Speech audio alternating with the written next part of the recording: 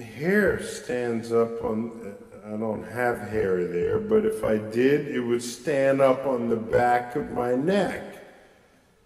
You read his writing, the man was connected to the universe in ways that I've never seen another human being connected.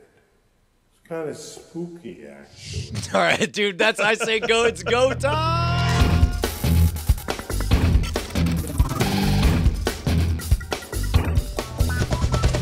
Ladies and gentlemen, welcome to Cordkillers. Let me tell you what, folks, we spare no expense. We go over the top to bring you the information about the cord cutting revolution so you can say, I don't care about cords. I'm not even going to think about cords. Cords are irrelevant. I want to watch what I want, when I want, where I want, on any device I please. I'm Tom Merritt. Hey, man, I'm Brian Brushwood, and I'm highly suspicious that you use that phrase over the top, like as foreshadowing. Was that specifically? Yeah, because we're going to talk about the Sammy Hagar song from the arm wrestling movie. Over the top. No, there's another definition of over the top, and I'll tell you what was over the top was that performance of appearing to be very high Neil deGrasse Tyson, because of course we're going to talk about Cosmos, and all they did was slow him down. But none of this interests me. What interests me is our fabulous new guest, who you brought to me. You said, don't worry, he's awesome. I'm putting him on Cordkillers, and I said, no, don't put strangers on my show, Tom. And you're like, shut up. He's not a stranger. He's part of our family. He's just a friend you haven't met yet. And his name is Breki Thomason from Psycon.net in Sweden. Welcome, Hi Breki. Hi. And what's all this about me being a stranger? You're following me on Twitter. I follow everyone on Twitter, though. It's just because I'm fascinated by everyone. The thing I love about following a million people on Twitter is that it makes everyone date. Nobody's mad when I follow them. They're all like, "Oh my God, you're following me! That's great." So, but regardless, none of this is what we should be talking about, right, Tom? No, what we should be talking about is the Ukrainian situation in Crimea, and we're not. We're going to talk about the primary target instead. That's good enough for me. I like it.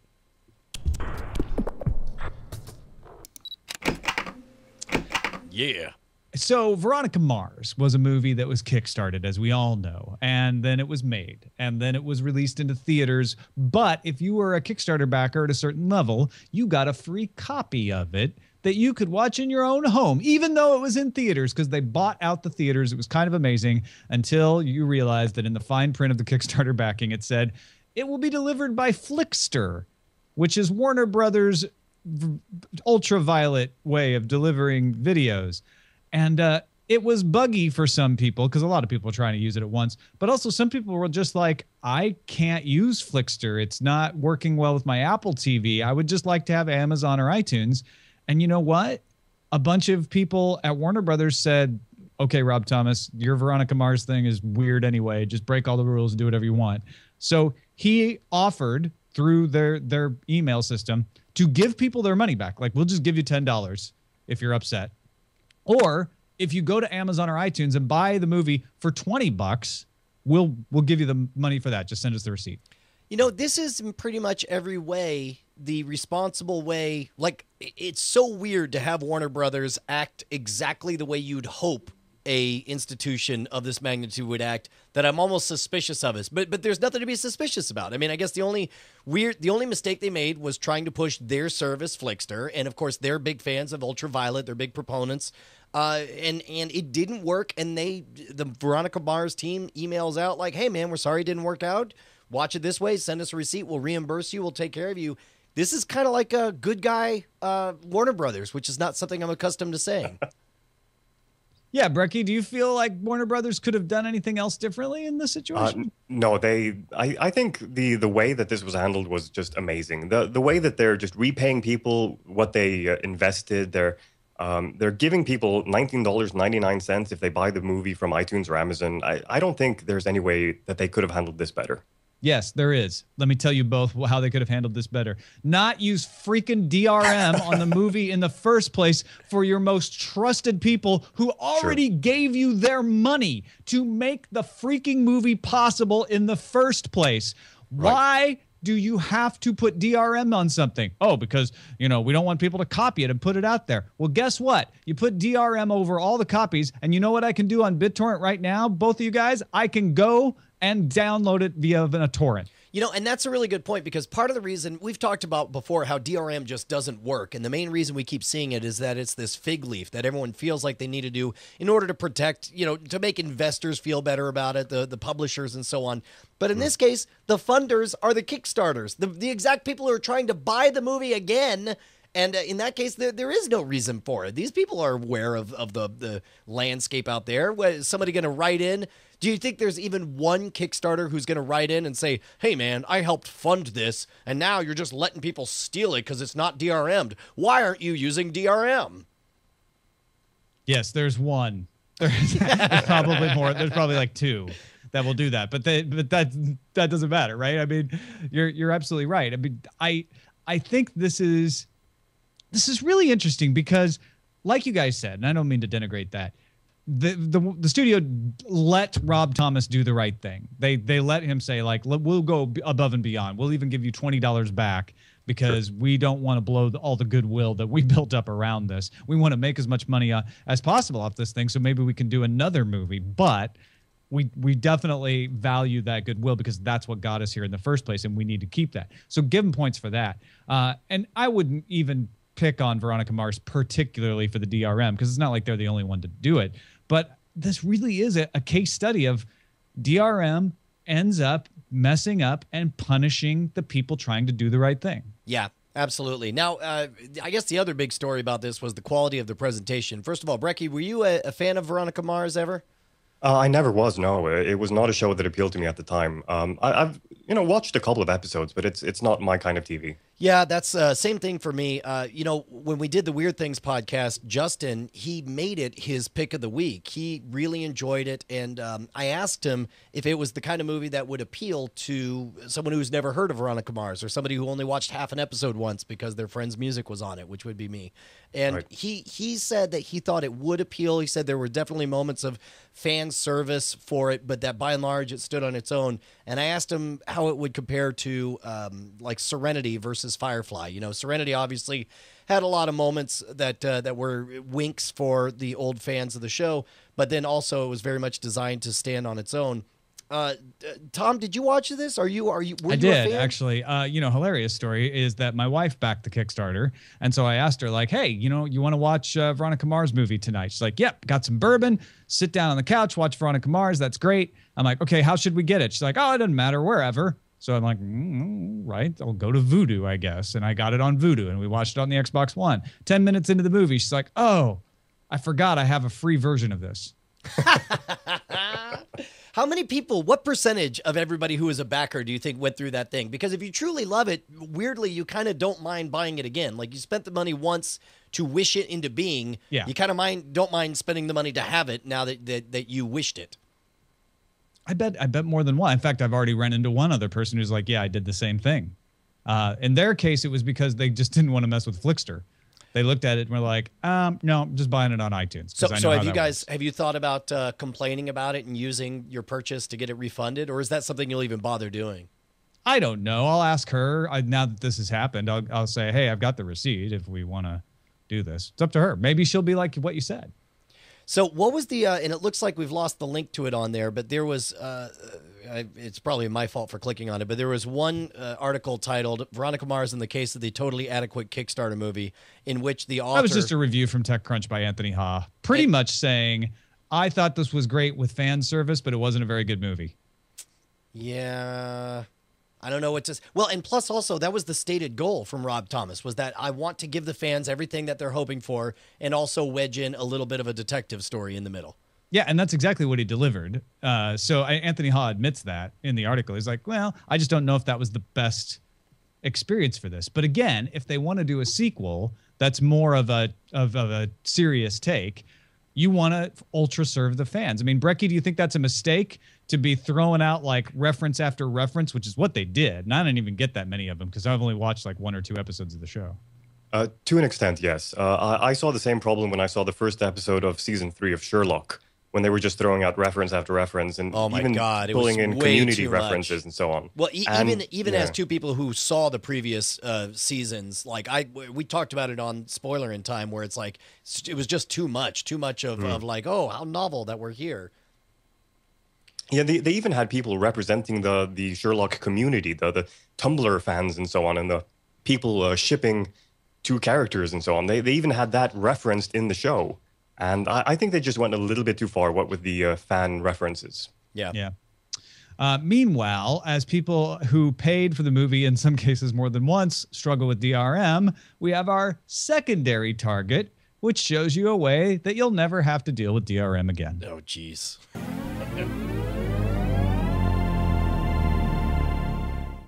Secondary target is about popcorn time. We mentioned this briefly last week. It's a Netflix of piracy. It's essentially what it's doing is taking things like XBMC or Plex and super dumbing it down so that you don't have to know anything. You don't have to do anything. You launch the app, you get given a field of popular movies, and like current Oscar nominees are up there, movies that are in theaters are up there. You click on it, it does all the torrenting in the background and delivers the movie, and you can watch it in real time. We said, how long is this going to stay up because of legalities? And guess what? Not very long. By the end of the week, they had shut Popcorn Time down, not because they thought it was illegal. Here's what they said on the site. Our experiment has put us at the doors of endless debates about piracy and copyright, legal threats, and the shady machinery that makes us feel in danger for doing what we love. That's not a battle we want a place in. And there's a lot more on that post on their site where they explain we wanted to bring the movie theaters to the point where they understand this is what you could have if you just make it available, and people will pay for it. So just do it. This is what you're competing with. Don't know if they made that point. However, BitTorrent site YTS has decided to take over Popcorn Time because it was an open source project and resurrect it. So you can now still get a version of Popcorn Time that works just like the old one.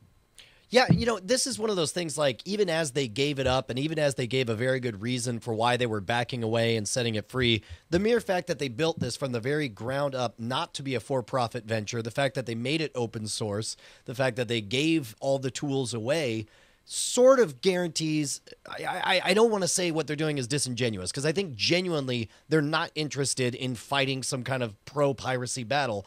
I think they just wanted to create something and say, this is what it could be. This is what everybody wants. If there's a black market, there is some segment of the black market that exists because people don't want to pay for things, and that's fine. But mainly, there is a level of service that is technically feasible, that is delightful and wonderful, that everybody wants, that nobody seems interested in giving us. And so the fact that they made it open source and that they gave it out to everyone, I think is a smart move on their part. Breki, have you messed around with Popcorn Time yet?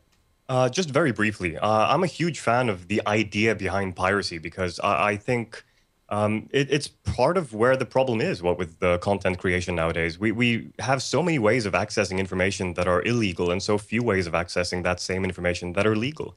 And Popcorn Time is just another one of those things that pop up and allow us to access things we're not actually supposed to be able to access. One of the things that was proposed in the late 90s when music piracy, and this is one of the things that's so fascinating to me, is that in so many ways we're seeing echoes of the Napster days in the late 90s. One of the things that was proposed is what if built into all internet ISPs was like a media access fee, essentially some kind of like giant ASCAP for everything that divvied up the pie and got it out. Do you think it's possible? Obviously, that's not going to happen, especially because you different areas you would not be able to enforce it. But do you think it's possible that Popcorn Time could incorporate and just get everybody on board and say, look, this is happening. Would you like a cut of money or not? Or do you feel like that would undercut all of the existing agreements? No, I don't think that's going to happen, unfortunately. I wish it would, but I mean, there are so many other services that do similar things. I mean, the Pirate Bay, sure, they might incorporate. Popcorn Time, sure, they might incorporate, or whatever. I think the problem is still that there are too many people just trying to hold on to their information, to their properties, and they're not playing fair with them. They're not allowing people to broadcast them as they seem fit. And HBO is a perfect example. Yeah, and I guess the difference is HBO is very much fully aware of it. They're comfortable with that black market that they're creating. They appear to like the notoriety of it, and also they're able to play both sides of the game because they derive most of their income from their existing cushy cable fee setup. Tom, what's your read on all this? Well, I think that what's going on here is the movement of a business model. It's not that they want to keep their information secret or brought close to the vest so much as they want to keep their monetary model. And in the harsh reality of the fact that the monetization model that worked in the 90s isn't going to work anymore, they're scrambling to figure out how to move to a new one that gets them as much or more as the old one without a gap, right? And that's why we see all of these crazy calisthenics. And we've seen it before. It played out in music. We even saw it played out with websites in the 90s where, you know, people said, well, we'll have pay for access.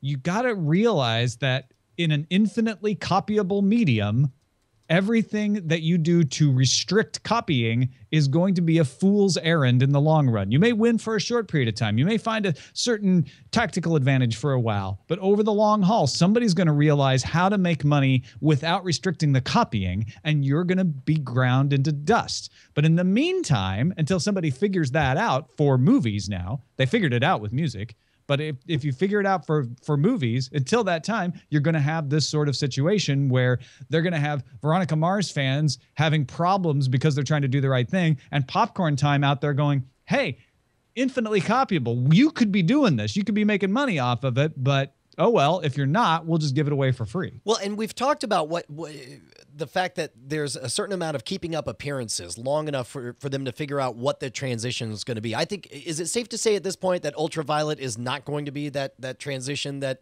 they were hoping for, you know, especially because it just hasn't taken root in the public mind? Maybe. I think so, yeah.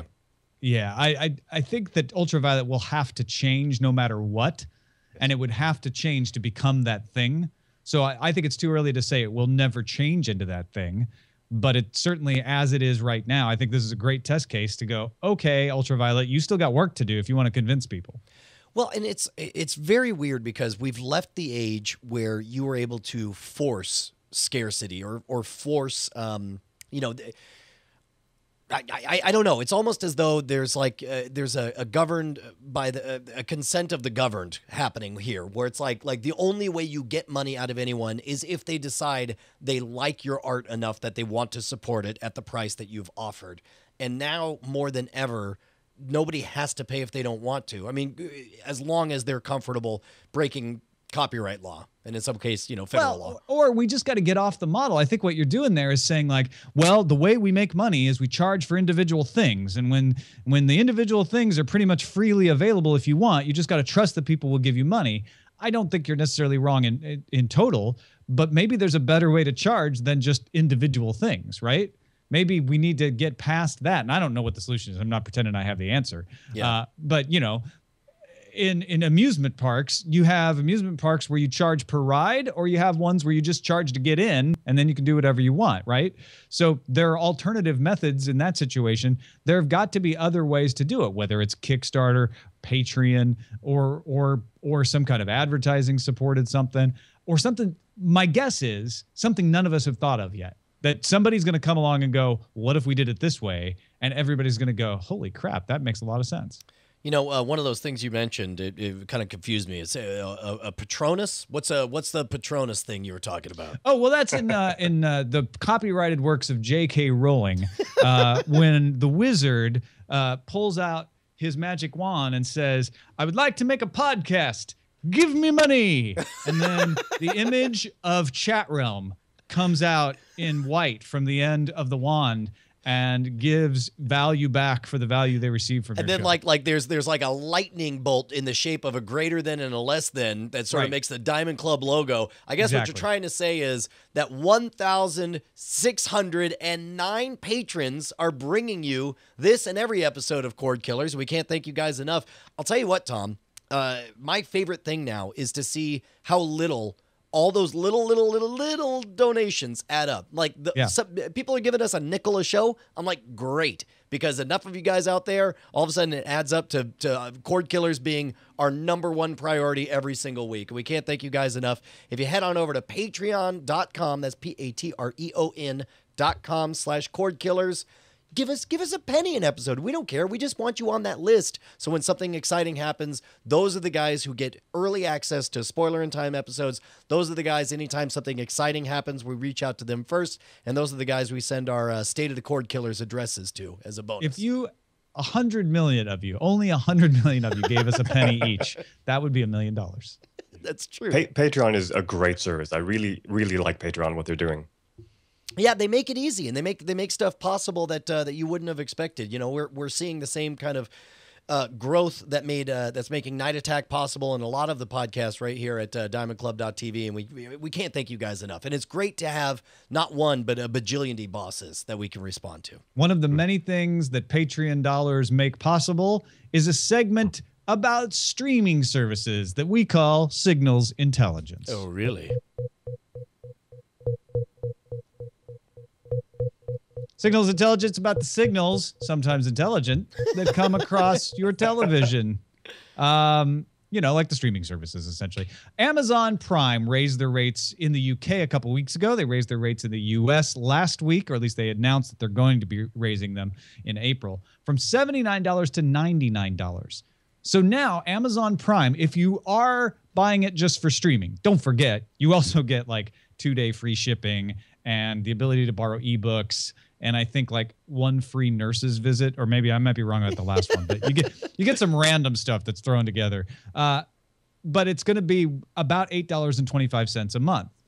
So does this make sense, Brian? Well, there's two reasons that it does. It's more expensive than Netflix. Yeah. There are two reasons that this makes sense. Number one is just the inflation reason. Somebody pointed out that if you go to Wolfram Alpha and say how much is $79 and $2,005 worth in 2014, and the answer is $96. So essentially, this isn't even a price raise. This is an adjustment for inflation in current dollars. Second of all, the mere fact that the service is worth that much. It's absolutely worth $99 a year. Once I took that jump, it's so weird to me that no matter which side of the equation you're looking at, whether it's the shipping side of things, that's worth $99 a year. The ability to get stuff 2-day for free or at a highly discounted rate for overnight. I think it's like $3.99 to overnight it to you. That alone is worth it. Separately, the Amazon Prime service, totally worth it. For all the free content that they have, for the ability for it to manage all your media and all that stuff, that's worth it. Combine the two, I think at $99, the only reason that it's not higher than that is that psychological barrier of crossing the $100 a year mark. I think this is actually long overdue. What about you, Breki? I agree. I mean, my first reaction was, wow, they're raising the price by 2 Netflixes, Yeah, more or less. But I still think it's reasonable. We don't have Amazon Prime here in Sweden, where I live at the moment. But I would pay $99 for what they're offering, without a doubt.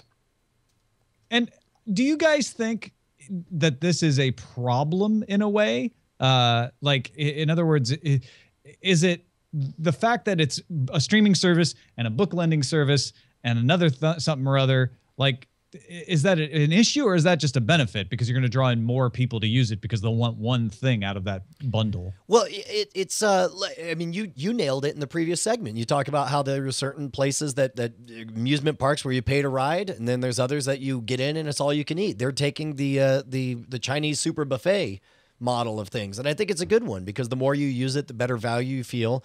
And that was one of the things I like about the Amazon Prime experience, is the fact that you feel like you're walking around in a retail outlet, a retail store, and every so often when you find what you want, they're all like, price for you, $0. Like every time that happens, I get excited, which is a very different experience from the Netflix thing. I think that they're doing right, and I think that very quickly, I think the last 2 years have been astonishing as far as seeing Amazon go from what I thought was a third tier, distant last place as far as streaming content to really number 2. I think Hulu has lost its second place position behind Netflix.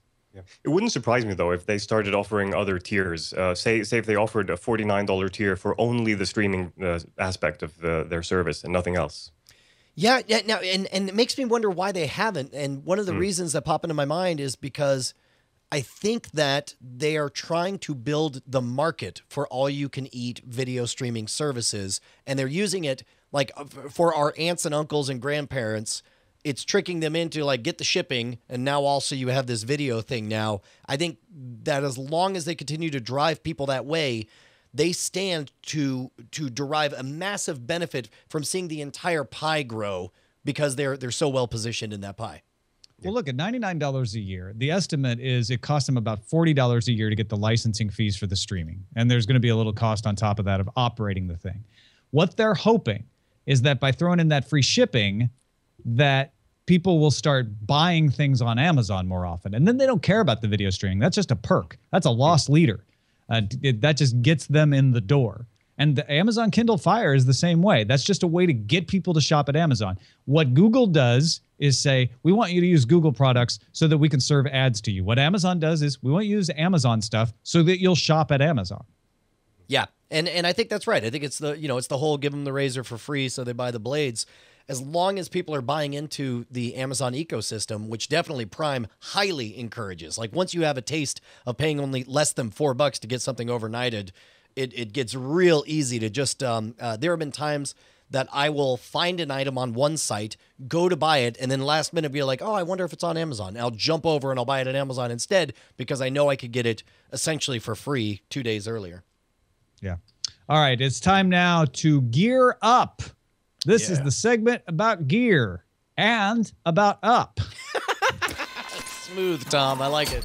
Just wait. There it is. Yes, Plex opened up to Chromecast Thursday, so that this is a little bit of a service with the gear combo here. It's a combo meal. But they had Chromecast support back in December. But if you were a Plex user and you had the server running, you had to pay for Plex Pass. It was one of the perks that you got as far as Plex Pass goes. If you pay for a Plex Pass, you get things like Cloud Sync and the ability to access things offline through your apps, et cetera, et cetera, et cetera. One of the perks you got since December was Chromecast ability. Well, now they've opened it up. They're like, look, we don't care if you're a Plex Pass user or not. Everybody who installs Plex and uses it can now send their Plex media to the Chromecast. You know what's funny is this story put me over the edge where it's like there's obviously a lot of newcomers onto the turf that if we were the perfect host, we would try all of them and get hands-on with them. Realistically, I don't have infinite time. And so Plex has always been like, oh, that's something I should play around with. But now that I saw like they're adding the Plex camera upload capability and so on, it's like, well, crap, now it's a necessity. Well, the camera upload, you have to pay for the Plex Pass. Okay, so that's in case anybody was wondering about that. Whereas the Chromecast, Breki, what about you? Are you messed around with Plex? Yes, I used Plex. I used to use Plex exclusively until I bought myself an Apple TV. Well, now that's interesting because a lot of people who use Plex say once you use Plex, you'll never go back to any of these Rokus or Apple TVs because you get so much more through Plex. And we even have a viewer who sent me a link to his Plex so I could kind of mess around and see how it works. Sure. What made you reduce your Plex usage? Basically, the fact that the Apple TV did what I used Plex for, but better. I didn't use any of the high-level functionality that Plex offered. I only used it to watch TV series that I acquire through legal or illegal means, and that's all I needed. So, are you using Apple TV to like AirPlay stuff then? No, I use iFlix to throw things into my iTunes library, and then I just access the iTunes library from Apple TV. Gotcha. Well, that makes perfect sense. So Brian, you should talk to the guy in the audience and then do a little Plex tour before you make your commitment. I totally should, and maybe I will just make a commitment full stop. I love the fact this seems to be like a fusion because we've of course seen recently that the Chromecast is opening up its API, tells everyone to get experimental, try to make it work in new ways. We see Plex opening it up. I think it's amazing. We see a lot of consolidation around the Chromecast, and I didn't expect to see that so quickly. Well, another thing you should expect to see at some point is a new set-top box, right, Brian? Oh my gosh. Yeah, first of all, I don't know. Someone out there right now is thinking, I guess I really should get a new desktop PC. If you're going to do it, why don't you be like the cool kids right here at Cordkillers and buy it from our friends over at Doghouse Systems. If you go to doghousesystems.com, use promo code Cordkillers, you could get one of these Armor Versus class, is that what it's called? Yeah. They look like a freaking portal turret. I love it. And 2 of the 3 computers that we have right here in the studio are run on those. Best computers I've ever had. They'll double your memory for free. They'll kick a little cash over to us to keep us in business. These guys are the hardware upon which we're running everything, and they want to create the perfect set-top box for you at home. They're asking you right now, if you go on over to the Google Plus community, you can say, well, I need this kind of remote control for it, or I need this kind of software pre-installed. They are actively listening to you. They want to crack the code on a media PC for your living room, and you can be part of it all right now. Can't thank our friends over at Doghouse Systems enough for making this show possible. They're amazing. You have one too, Breki? No, unfortunately, I wish I did. They are amazing. But friends of mine who do, they swear by them. Absolutely. Now, I need to give you fair warning because I checked with the FISA court, and it's time to go under surveillance. Yeah, I like indeed. It's all about location. Under surveillance. I love that. Hold on, real quick. Everybody Is this a new version? Because that's clearly your voice saying under surveillance. That's you and Brant. I never noticed that before. That's amazing. I'm sorry. Okay. Go ahead, Tom. Netflix and Amazon both greenlighting new originals. Netflix has 3 coming from DreamWorks. Remember, they signed that DreamWorks deal. We mentioned it on Frame Rate years ago. Now we're finally seeing the output coming from it. They had the one animated Turbo series start in December. Turbo Boost, sorry. King Julian now is coming, a spinoff of Madagascar. Puss in Boots, a Shrek-themed show starring Puss in Boots from Shrek. And VeggieTales in the House, a reboot of the faith-based cartoon. Yeah, man, I'm tired of seeing VeggieTales in the wild. I want them to get in the house before I'm going to let my kids watch. Yeah, I'll tell you what, man, this is great. And I've said this before, but Netflix is very, very smart to recognize that one of their strongest positions is in acting as being a safe marketplace where my kids can explore. Their whole Netflix Kids experience is super easy. Before my kids could read, they knew how to load up the Xbox, open it up, and start surfing around, finding whatever they wanted to watch. I'm really impressed with sorry, Netflix. Breki, go ahead. I'm really impressed what they've done. I mean, after Lilyhammer and The Ropes, they just started launching House of Cards, Bad Samaritans, Hemlock Grove, Orange is the New Black. I mean, how many series a year are they releasing now? It's one a month-ish. I don't know if it's gone now where they like have 3 coming, and then they'll have another season of Orange is the New Black, and Lilyhammer just got the second season brought over here. Yeah, that's right. The Marvel stuff is under development right now. I think Netflix is doing a lot of smart stuff. And I'll tell you what, man, I like what I'm hearing from the Amazon greenlights, Tom. Yeah, Amazon has greenlit 4 of the pilots that they had up for you to view for your viewing and evaluation pleasure. The After, which I'll probably watch episode 2 just to see, but I was a little on the fence about it. Written and directed by Chris Carter. Before we talk about the others, real quick on the After, if you listen to our spoiler in times, you know we had some difficulties with the After, and to be honest, I'm happy it got picked up. If for no other reason than I want to see what they do with an opportunity to save the show. Yeah. There's also Mozart in the Jungle, starring Gael Garcia Bernal. That's about sex, drugs, and classical music. That's the tagline. Cop drama Bosch, and the dark comedy Transparent, which, because it has the guy from Arrested Development and it's a dark comedy about a family in trouble, it seems like it's Arrested Development. Wait, which guy from Arrested Development? It's the dad. Wait, the dad? Jeffrey Tambor. Jeffrey Tambor, thank you. Oh, okay. Wow. How did I did not know that. That's amazing. Cool. Now you do. Yeah. Done. All right, let's speed things up. None of those have impressed anyone. Okay. No, I'm just checking because they're not bad. Bosch apparently has a big following, from based on the books. So Bosch was the only one that I really liked of the group, mainly because Titus Welliver is the lead. I'm a huge Lost fan, so everybody who comes from Lost automatically gets a pass from me. Yeah, you get the Lost bump. Yep. All right, I say we speed things up here, Tom. You ready to jump into the front lines? Let's get to the front lines. Yes, and cover. There we go. Front lines. I'll say it again. Front lines. Okay, this is where we have 60 seconds to talk about each topic. I'm going to set up the first one starting now. Tuesday, CBS CEO Les Moonves said if Aereo should work, if they should win, which we don't think is going to happen, we could go over the top with CBS. He means we're not going to just send CBS to cable and take it off the air. We might go direct to the internet. All right, number one, this is all bluff and bluster. There's no chance. There's too many existing agreements and contracts. Think about just Major League Baseball alone. Number two, Aereo is going to win because the Aereo went so far out of their way to adhere both to the spirit and the letter of the law. I just don't I don't believe this. Number three, if they do it, then great. Finally, that would be awesome. What do you say, Breki? I agree. If they do it, then great. This is the future for all networks and all companies that are distributing content of any sort. Go online if they can. I 100% agree with both of you. Like, screw it, man. It's such an empty threat. It's an empty threat because they can't do it, and if they did do it, then consumers would probably still win. I mean, who the heck cares? Who loves over-the-air waves? Not me. Hey, man, Dish just launched their Super Joey on Thursday. Super Joey adds 2 network tuners, which can mean you can record up to 8 shows simultataneously, and it still has the Hopper automatic ad skipping technology. Listen, here's the thing. I just don't know. I love what Dish is doing.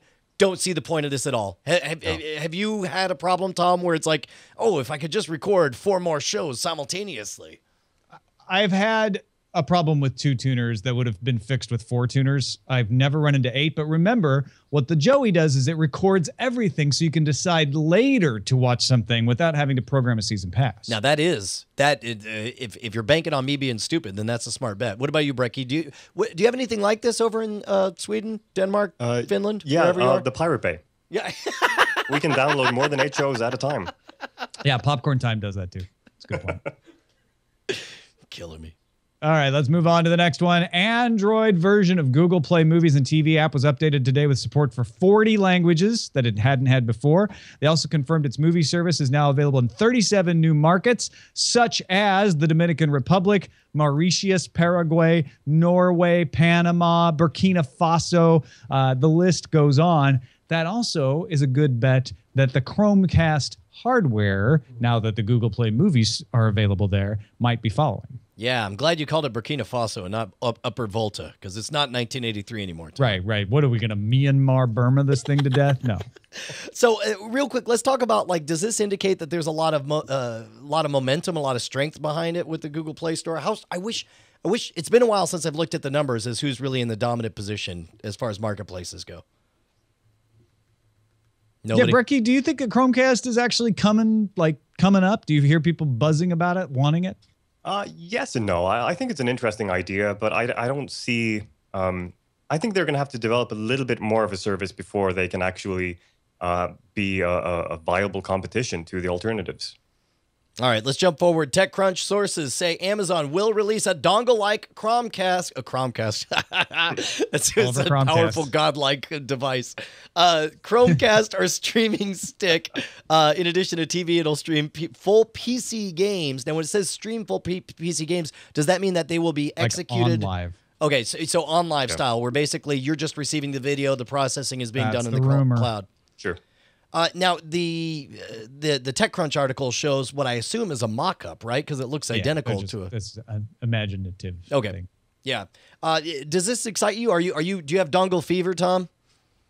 Dongle fever. I don't want. Actually, the gaming thing makes sense to me. It's the only thing that does. I don't care about the dongle or not. I guess that makes sense. Like, oh, it's smaller. Okay, I don't have to deal with it. I can imagine I'm gonna have 6 of these things poking out the back of my TV though at some point. But being able to play games like full PC games on it, if it actually works, could be the differentiator that makes me want to get this instead of saying, I got a Chromecast. Why would I need that? Yeah, good point.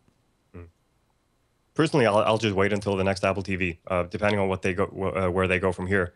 There are so many rumors what the next Apple TV is going to be all about.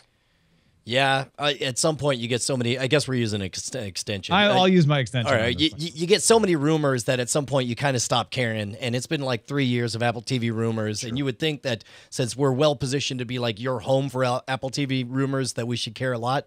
Instead, I just don't care at all. It's like whatever you get around to Apple TV.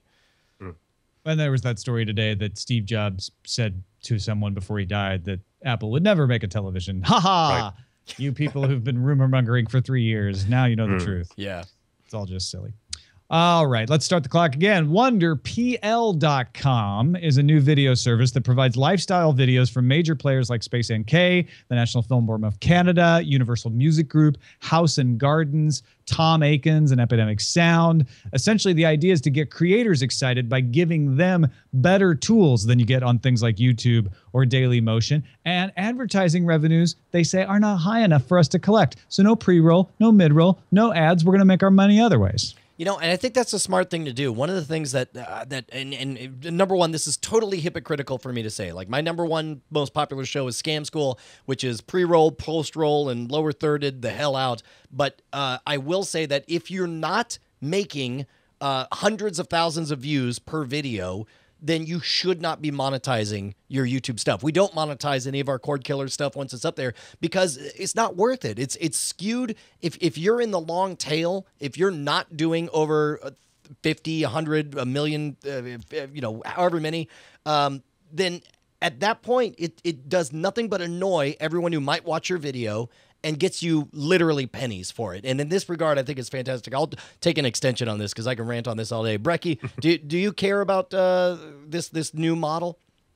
Not really, no. I think the Patreon model is the way to go. People should just release their content for free and try to avoid advertisement costs. And if people like it, they should pay for it. And know that, if you pay for it, it will continue to live. If you don't pay for it, it will die. Yeah.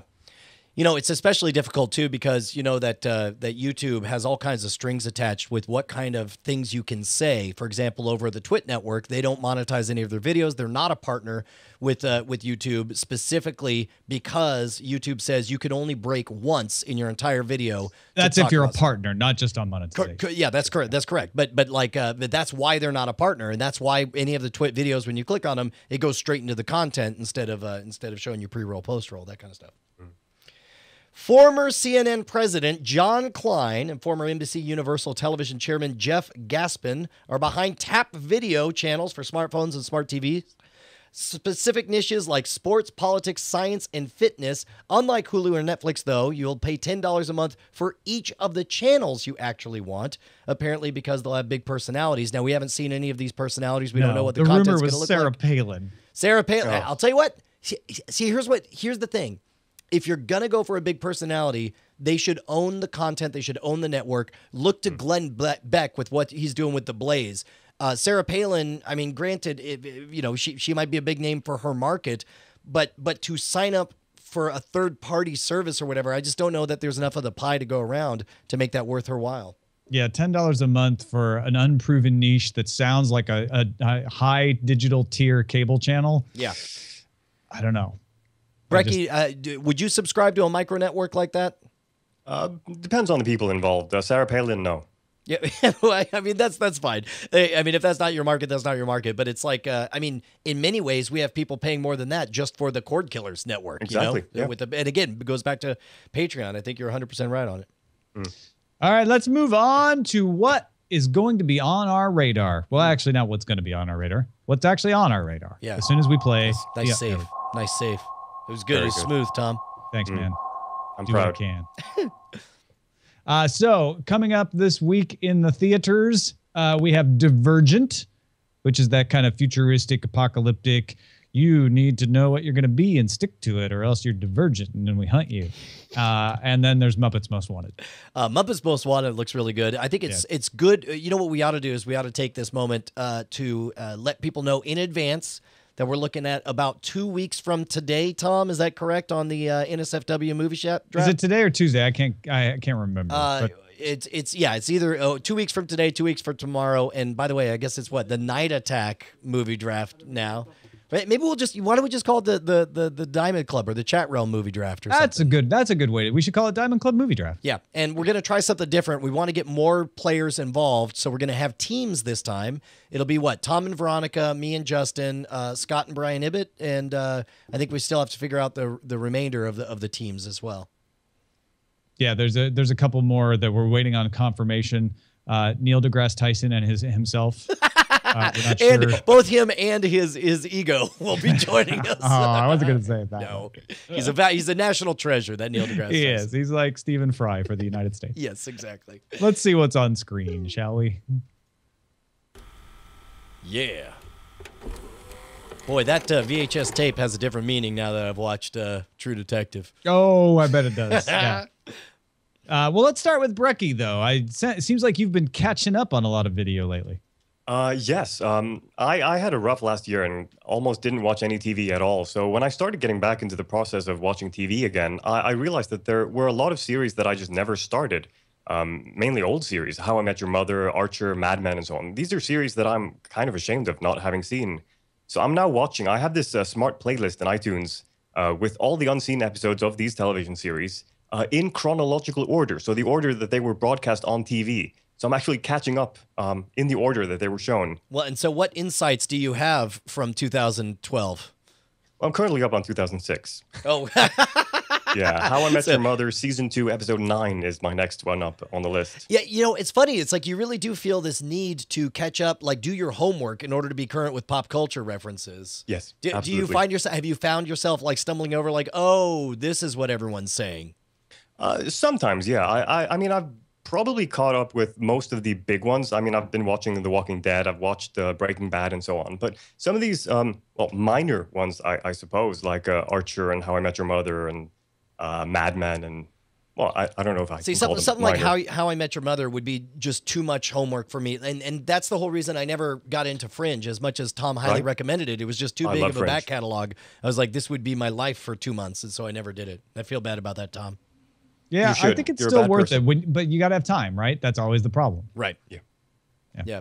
Archer is definitely one of those ones when I finally caught up on it last year. I had that revelation of, oh, that's what people mean when they say ants. Yeah. And Danger Right. Zone Get it and all that. now. Yeah. So what about you, Tom? What are you watching? Well, as I mentioned, watched the Veronica Mars movie. And as someone who has only absorbed Veronica Mars through the walls as my wife watched it on Netflix a long time ago, and so out of the corner of my eye, I kind of got the tropes. I was actually surprised how much I understood. Like, oh, okay, that's that person. Oh, I guess she always did have a camera, even when I was just walking through the room. So Yeah. I don't know if that's a good or a bad thing, but I thought it was a fun movie. And I think I would have felt differently if I went to the theater. But because we were at home on the couch watching it, it felt like a great thing to watch at home on the couch. Yeah, it's tough because you can never divorce yourself from the knowledge of knowing that this was a groundswell grassroots movement and this is an internet success story and so on. Did you like objectively feel that color your experience, or? No, I try not to let those sorts of things color my experience. It feels like prejudice. I just, sometimes you can't help it. Yeah. But I didn't feel like that happened. I felt like, oh, this is going to be fine. And nothing happened where I groaned and was like, wow, that just really felt like a dud. Like it was a well done movie. Yeah. But yes, I totally see what Anthony Ha was talking about at TechCrunch when he says, wow, there's a lot of fan service. Because wow, there's a lot of fan service. But I was smiling at all of it, even as a non-fan. I was like, oh, that's kind of cleverly done. I like it. Yeah, right on. It felt like watching somebody who's really enthusiastic about something and enjoying their enthusiasm. Where, That like, makes if sense. nothing else, you see their passion for it. Yeah, exactly. Also been starting to watch Deadwood, which is kind of like you, Breki. I'm catching up on something I should have watched years ago. Right, it's on my list. Totally It's really worth good. it. It feels like what Firefly was being an homage to, even though that doesn't work out. Like, there's definitely a similar, like, the Firefly Western feel is like, oh, they were like pointing towards what Deadwood really is trying to be. Well, and I guess that makes sense, right? Because if, like, the very definition of a lawless frontier would be some Exactly. planet on the edge of space. Convergent evolution there. And we'll talk about Cosmos a little, I'm sure. And I've been watching The Walking Dead still. And wow, was a knockdown surprise, which I know you got spoiled on, Brian. But this week's episode, if you have been watching it, don't miss because I think even hearing people buzzing about it, you still will be like, wow, okay. That's what they did. Yeah, Amazing. and keep in mind, I'm on the outside. Just I don't know, quasi spoiler alert here. Like, I didn't see the episode, but I saw everyone buzzing about how I should watch it because there's a big surprise, and I didn't know what the surprise was. But then when I found out what the surprise was, I was like, oh, well, I thought that was to be expected. And See, but clearly- that's the problem with it. You have to, and that's why when that guy said Brian should watch this episode, I'm like, no, you have to be led Right. to that point for that to work. Right. Well, and so maybe, I don't know, maybe I will watch those. It's still on probation. It's it's the difference, and I think this will work. I'm going to venture into magic as a metaphor here, so tell me if I'm totally off base. But it's like reading the end of a trick and going, oh, well, that's all he did. He, right. That's weird. And having the whole experience of being misdirected and having the setup and the story told, and then having the trick happen. Yeah, right. Absolutely. I could see that.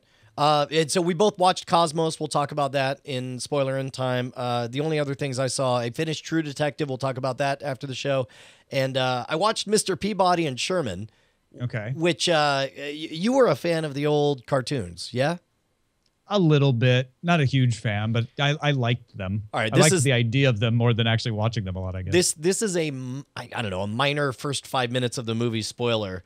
It's very weird and distracting the entire movie long. The fact that a major theme of the movie is that Mr. Peabody adopted Sherman and is actually the father. He introduces him as my son, and it's after the first segment. Yeah, right. I saw your reaction.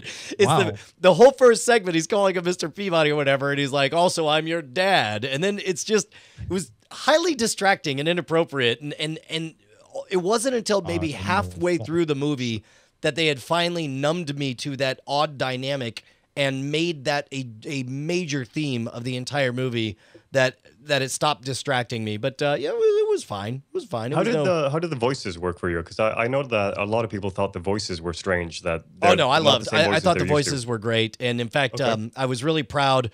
There's a brief cameo from Einstein. He says maybe 2 lines, and instantly I was like, oh, that's Mel Brooks, isn't it? And then you find yourself waiting to see if you're right at the credits. It was. I thought it was no Lego movie, but it was, for what it wanted to be, as distracting and strange as it was. It kept the pace of the gags coming pretty well. A lot of fart humor in there. So your comparison to the Lego movie would everything is okay. Yeah, everything is. Everything is cool when you're running around with your dad. Yeah, only your dad is everyone tells you should be ashamed because your dad's a dog, but then you realize that maybe being a dog isn't such a big deal. Everything is decent. Yeah, everything is decent. It's decent. Everything is adequate. Well, let's get some dispatches from hell. I mean, the front. I don't mean to imply that our audience is hell, but as Sart said, hell is other people. They're in court hell. Other people. That's why it's they important. are other people. Our first email comes from John Nickel, who says there's no clear consistency here in the UK when broadcasters show United States shows. Back in ye olden days, programmies like ER and Friends would be held back until January so that the UK broadcasters would get a clear run of 20 to 26 weekly episodes without having to take a break.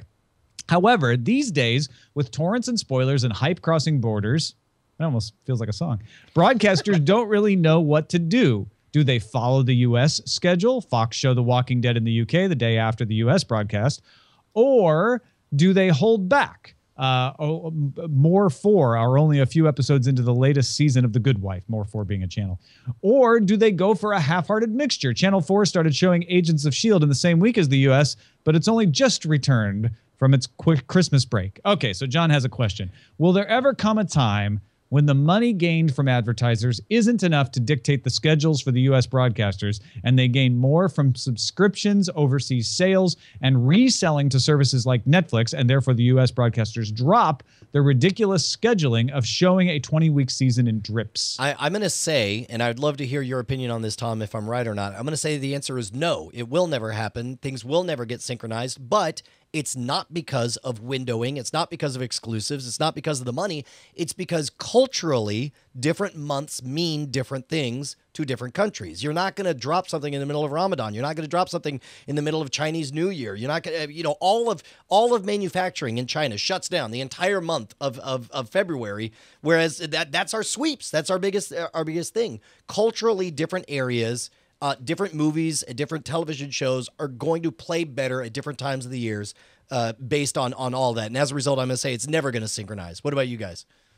Personally, I think the idea that the way Netflix is doing it is dropping the entire season at once. I think that's the way of the future.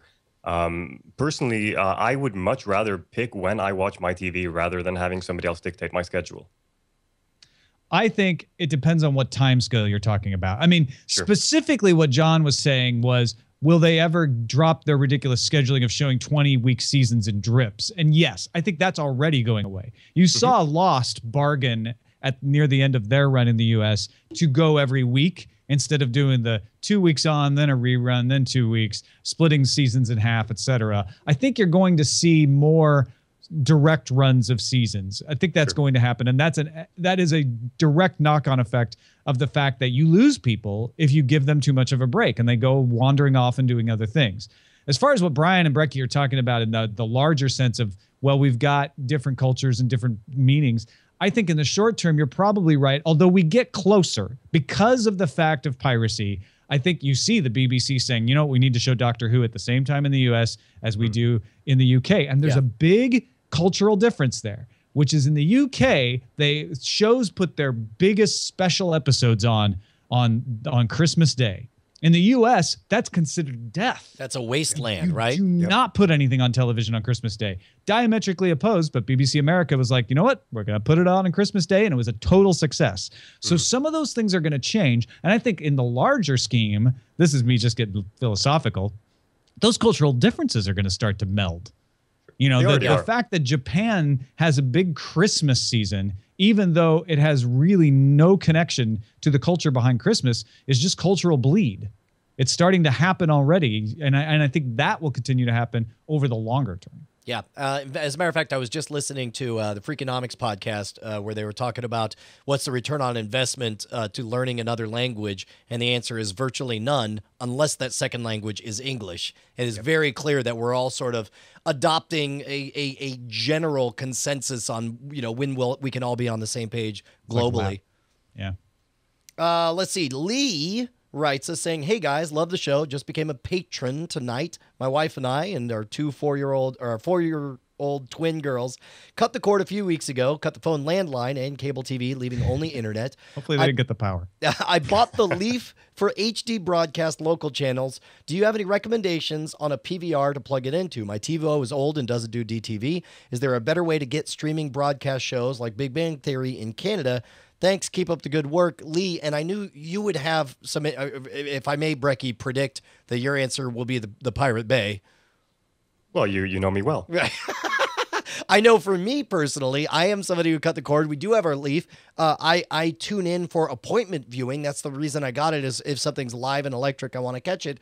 But I'm surprised by this question at how much of my experience is satisfied by Hulu and Amazon and buying stuff after the fact. What say you, Tom? You sort of are a hybrid of those experiences. Sure. Well, for the answer on DVR, I think the TiVo Romeo, the 4-tuner basic TiVo Romeo, the one that's $150, the cheapest one you can get, is actually the best because it's the only one that does over the air, and you don't need a lot more. It's got plenty of space.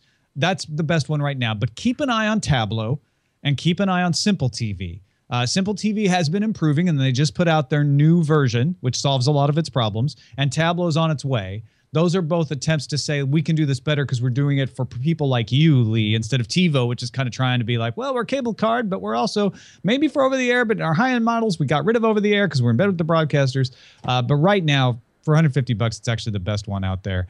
And then as far as streaming services go, you might look into possibly for your own protection in coffee shops and Wi-Fi hotspots, getting a VPN. Yeah. One last question, and there's no name. That's what paused me. Yeah, sorry, I cut off the name there. Brian, is the name Regards? Brian and Tom, I've been watching various incarnations of the show for a very long time, and one of the recurring themes is how Netflix releases all their shows at once for a la carte binge viewing. The two of you even argued the merits of binge versus weekly releases. Imagine my surprise when I got an email from Netflix announcing that their new show From Dusk Till Dawn, and that they were releasing one episode per week. If this is not cord-killing news, I don't know what is. Certainly it is news.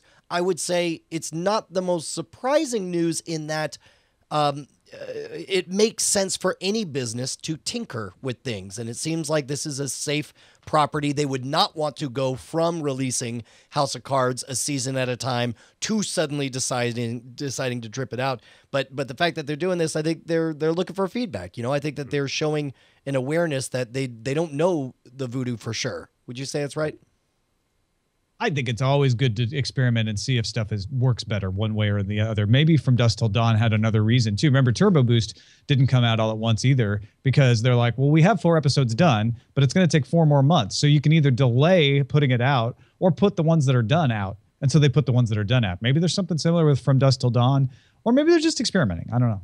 Yep. I mean, there's an advantage and a disadvantage to both models. The advantage of the binge model is that all of a sudden people can talk about the entire season as it is in one go. The advantage of dripping 1 episode a week is that if an episode really is, or if the series really is episodic, people can really talk about that 1 episode and discuss it for a week, talking about theories and so on before the next episode comes out. Like Helix would be a great, or Lost would be a great weekly show, whereas maybe, a new Star Trek show, that would work as a binge show. Yeah. Well, and don't forget, books used to be the way TV shows are, right? They got put out in the magazines in the 1800s in serial form, and everybody couldn't wait for the next Dickens chapter to find out what's happening in Great Expectations. And we don't have a problem with books. We don't say, well, books are obviously a failure because there's no water cooler conversation about them.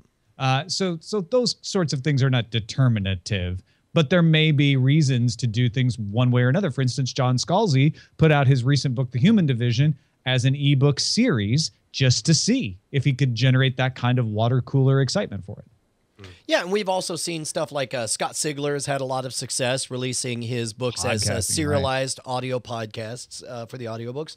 I think that's really the solution is by tinkering, by trying a bunch of different things. I think that really the consumer stands to benefit because they're going to figure out which one generates the maximum amount of buzz, the maximum amount of enjoyment, and the maximum amount of subscriptions. Maximum no spam. Unless, of course, George R.R. Martin waits until he's written all of his books before releasing a single one. Oh, my God.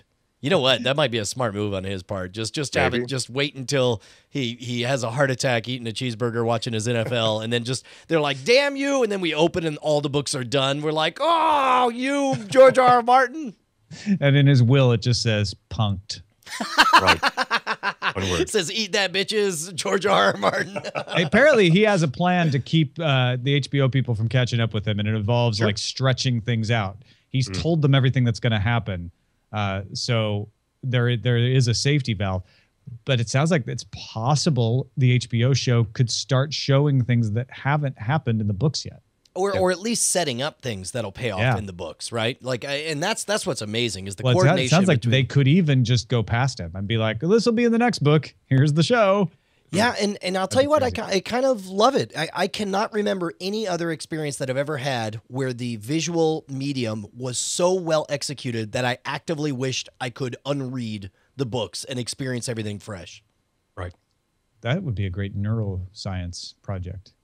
Unread a book. To make you forget? Take it out of your brain. Yeah, right on.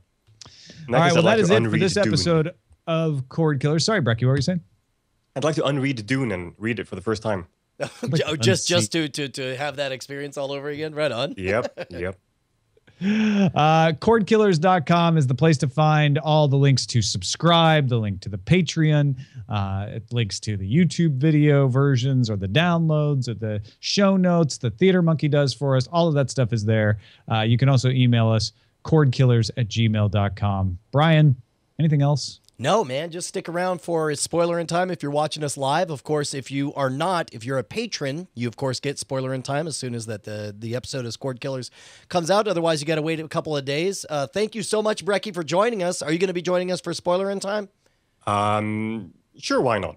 Okay, just get spoiled on all the things. You know what? I am totally remiss. I totally screwed up. Psycon.net is Brecky's podcast empire. And more importantly, if you like what's there, you can go to patreon.com/CSICON and support Brecky. Yes, CSICON. Is that short for anything in particular? Yes, it's the Committee for the Surrealist Investigation of Claims of the Normal. Oh my God, that's great. This, of course, is a play on Psychop, claims for the investigation of supernatural or whatever. Yeah, CSICON. And what's some of the programming people can see on your network? Well, just earlier today, we released another episode of Movie-ing On, a show where we watch movies from 1999 or earlier and discuss them. Today, we watched Free Enterprise, a horrible movie from 1998. Right starring on. Eric McCormick, a man with 4 C's in his name. Excellent. Who has all the C's? Eric McCormick does. Eric McCormick, kind of like Moon Bloodgood has all the O's. Yeah. What is with the hoarding nature? I don't know. Stephanie Meyer has all the E's.